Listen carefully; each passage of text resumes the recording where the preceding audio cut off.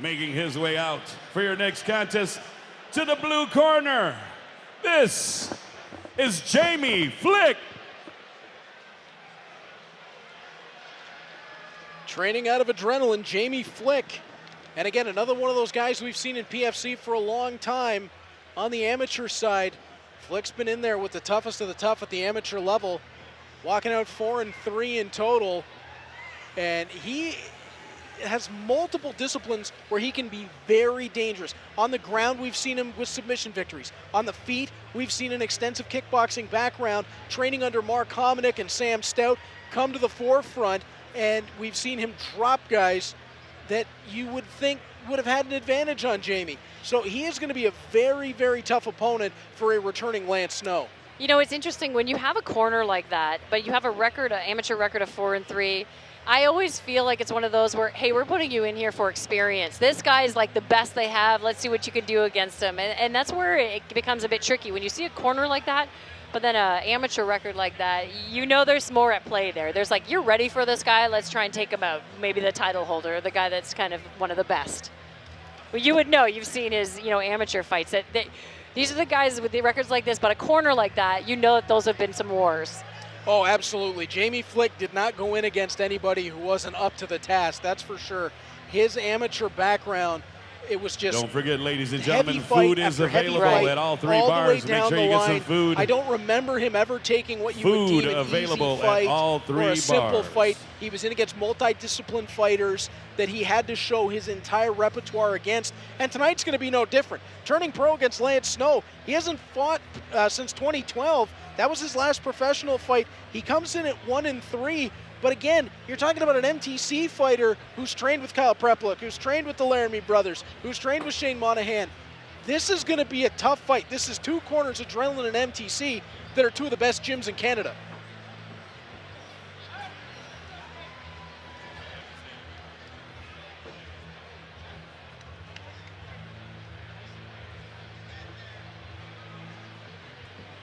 And his opponent, making his way out to the red corner, please welcome Lance Snow.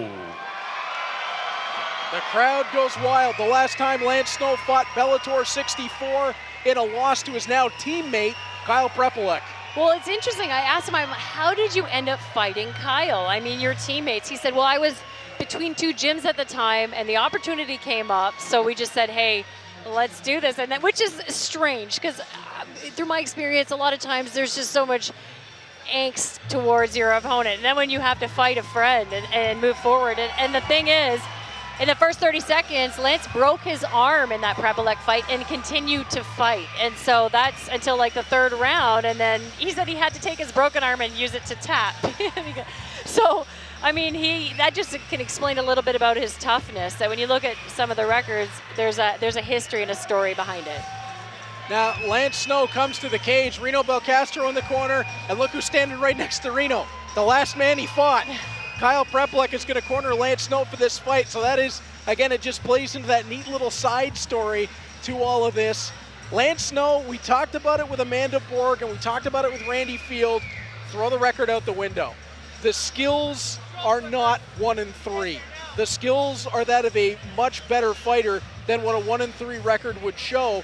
And this second time around, a second chance at it for Lance Snow, I think we're going to see a different fighter. You know, and Lance, the first thing he said to me is like, Kara, I'm 40, this is it for me. I'm going out, all out on this fight and making sure I come away with the W. I knew that this fight was going to happen in Windsor in February. I have been training since then. I've been putting in the hours, the sacrifices, and the time to make sure I can leave on this positive note. So I think we are going to see some pretty high intensity when it comes to Lance Snow versus Jamie Flick. I know even talking to Jamie when we were talking about his jiu-jitsu background, and I asked him, like, what belt? He's like, purple belt. So, I mean, these guys are coming in with the full package. There's already been some, highs and lows for MTC. So, and that's always important. How your teammates did before you can have an impact on your mentality coming into the cage after they fight. Whether that's a loss and you're getting it back for your team, or you're coming off a win and you're so enthusiastic and motivated that it changes your game plan. Well, coming out after Shane Monahan had his very impressive pro debut, that's going to charge Lance Snow up a little bit. Can he feed off that momentum? And right above us in the blue corner, Jamie Flick has not moved. He's not changed his stance. He is very stoic. These are two guys who are in the zone, but in much different ways, Kara. A very energetic Snow, a very stoic Flick.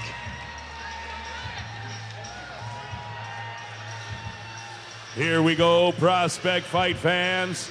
The following contest is being brought to you by Liuna 625, IBEW 773, and Evola Home Builders. Scheduled for 3 rounds in the super lightweight division. Introducing both of your fighters. First, fighting out of the blue corner, wearing the blue trunks trimmed in white. Standing 6 feet 1 inch tall, he weighed in at 163.8 pounds. He comes to the cage representing Adrenaline Training Center, making his professional debut for you tonight. Fighting out of and representing London, Ontario, ladies and gentlemen, here is Jamie Flick. His opponent across the cage, fighting out of the red corner, wearing the black trunks trimmed in gray. Standing 5 feet 10 inches tall, he weighed in at 164.4 pounds. He comes to the cage representing Maximum Training Center with a record of 1 win and 3 losses. Fighting out of and representing Windsor, Ontario, ladies and gentlemen, here is Lance Lights Out Snow! Referee Todd Anderson with fight instruction.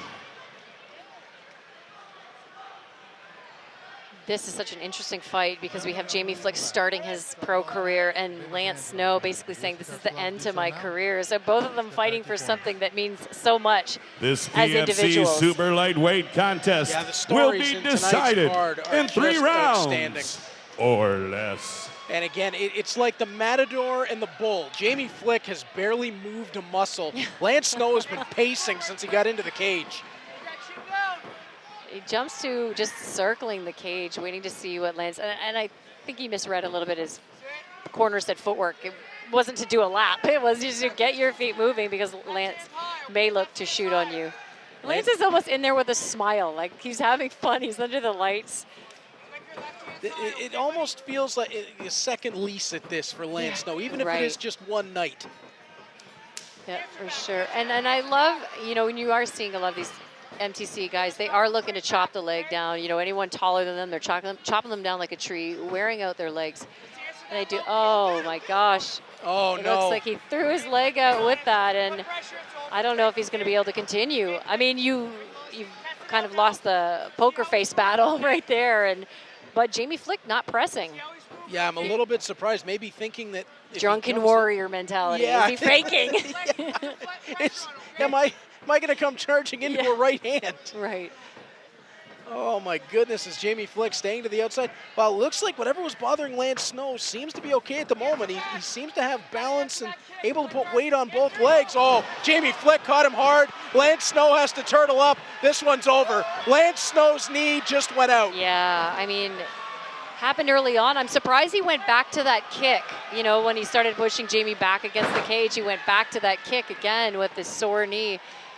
You know, if I'm Flick, I'm going to go back and watch this, and he leads with his fingers out. I was actually thinking that Lance was going to get poked in the eye, but obviously more of a medical decision here. I saw this happen years ago. 2011, I called Global Warriors Fighting Championship #1 at the Hamilton Place, Hamilton Convention Center, and Lyndon Whitlock, who now a coach at Parabellum, fought Jason McKay. A little bit of a different scenario, but Lyndon kicked Jason McKay so hard in the leg that he actually blew Jason's knee out.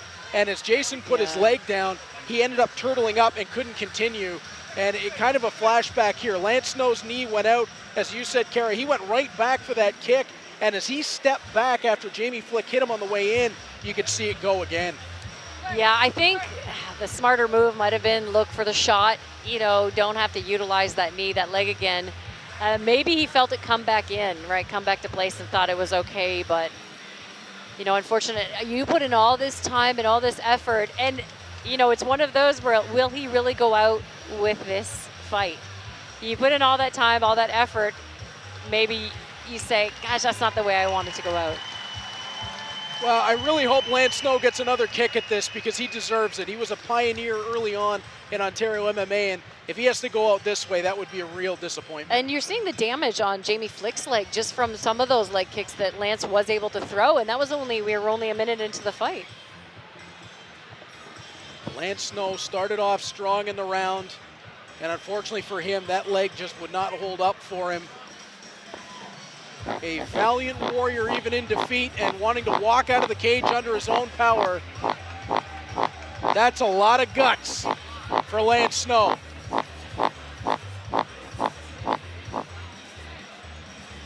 And Lance Snow's actually going to stay in the cage for the announcement. Ladies and gentlemen, let's have a big round of applause for both of the fighters in this cage. Referee Todd Anderson steps in to stop this contest at 1 minute 19 seconds of the first round for your winner by TKO, Jamie Flick.